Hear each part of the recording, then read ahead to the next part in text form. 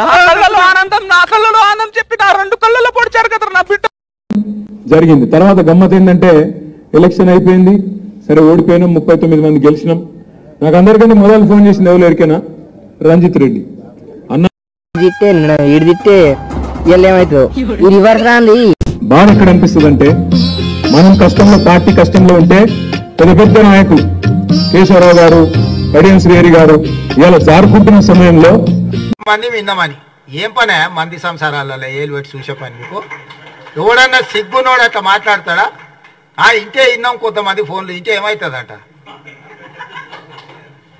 ఎవడన్నా గిట్లా భర్తగించి ఎవడన్నా మాట్లాడతాడా? ఇంటే ఏమవుతుంది? అదే అవుతుంది. చెర్లపల్లిలో చిప్పకూడి తినాల్సి వస్తుంది. భయపడతాం, ఎవడు కూడా ఇక్కడ భయపడ్డాడు ఎవడు లేనే లేడు. నువ్వు ఇంటిగా కూడా వీకలేవు అనే మాట కూడా నేను విజ్ఞప్తి చేస్తా ఉన్నా. వీళ్ళ ఫోన్ ట్యాప్ అయిందంట, వాళ్ళ ఫోన్ ట్యాప్ అయిందట. నిన్న చూసిన దగ్గర నేను 10 లక్షల ఫోన్లు ట్యాప్ చేసిండు కేసీఆర్. చేస్తే గీస్తే ఒకడో ఇద్దరు లుచ్చగాళ్ళ ఫోన్లు ట్యాప్ చేసి ఉండొచ్చు, నాకేమెరక కానీ ప్రజలు ఖాళీ అయితే ఆ ఖాళీ అయిన ప్రజలతో ఒక ఊరి ఏర్పడినది. ఆ ఊరు కాస్త రాజ్యమైనది. దొరల చేతులు ఉంటే ఒకసారి దళితుల చేతులకు వస్తుంది పెత్తని. శాసనసభ కాలం ఎప్పుడు ఒకేలాగా ఉండదు.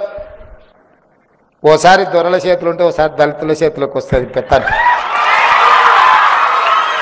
శాసనసభలో వాళ్ళకు నచ్చినా నచ్చకపోయినా, కడుపులో మంటగా ఉన్నా, గుండెలో బాధగా ఉన్నా అధ్యక్ష అని మా మిత్రుడు గడ్డం ప్రసాద్ గారిని పిలవాల్సిందే. ఆయన చూపును ఆకర్షించడానికి, ఆయన ఇచ్చే మైక్ కోసానికి ఎదురు చూడవలసిందే.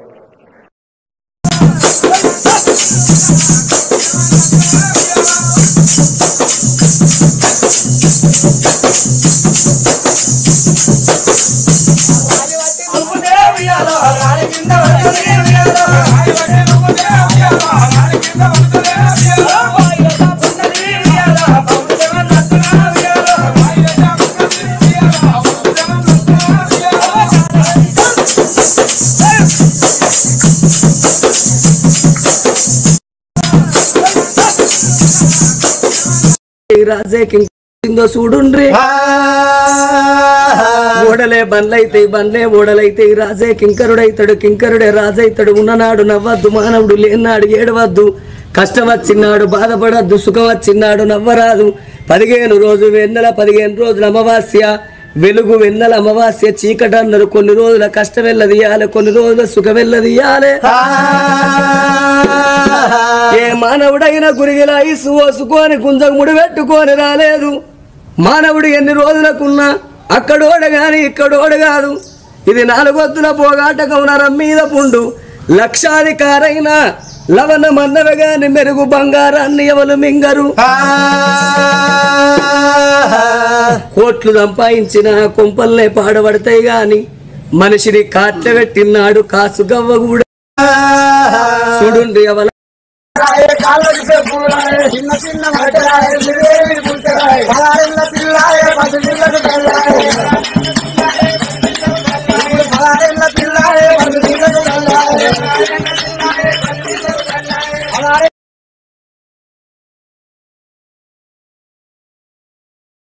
ఇప్పుడైనా నా మాట వినండి. ఇక్కడి నుంచి మీ సిద్ధాంతాలు మార్చేయండి. నేను చచ్చినా సరే నా సిద్ధాంతాలు నేను మానుకోను. బావా చస్తే తెచ్చావు కానీ ఆ డాక్యుమెంట్లు క్యాష్ ఇచ్చి చావు బావా. వైఫల్యం చెందింది. దానికి ముఖ్యమంత్రి బాధ్యత వహించాల్సింది ఉంటుంది. కేటీఆర్ కుటుంబమే బాధ్యత వహించాల్సింది ఉంటుంది.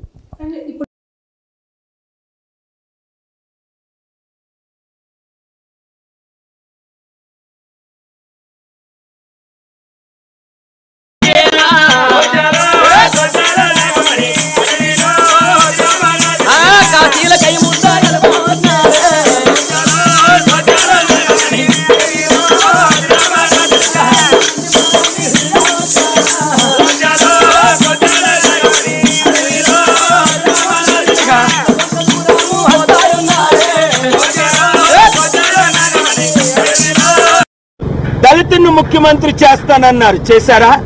కుటుంబానికి ఒక ఉద్యోగం ఇస్తానన్నారు, ఇచ్చారా? ప్రతి కుటుంబానికి 3 ఎకరాల భూమి ఇస్తానన్నారు, ఇచ్చారా? పేదలందరికీ ఇల్లు కడతానన్నారు, ఇచ్చారా?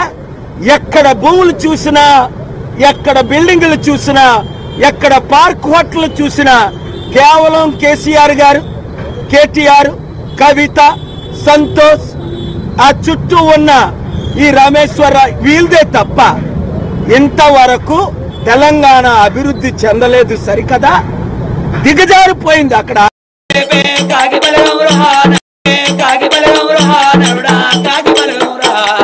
చేతుల బెల్లం సగపడినాక ఎవరు రారి అంట కుంపడంతా ఉన్నంత సేపే కాకి బలగమంట నరుడా కాకి బలగమంట చేతుల బెల్లం సరిపడినాక ఎవరు రారి అంట కుంపడంతా ఊళ్ళో బిడ్డలు ఊళ్ళో ఇయ్యం ఈ రాదయ్యో ఇస్తే కయ్యవేనయ్యా అల్లుడికి ఇచ్చిన అప్పు మళ్ళా అడగరాదయ్యో తిరిగి చేతికి రాదయ్యా ఊళ్ళో బిడ్డలు ఊళ్ళో ఇయ్యం ఈ రాదయ్యో ఇస్తే కయ్యవేనయ్యా అల్లుడికి ఇచ్చిన అప్పు మళ్ళా అడగరాదయ్యో.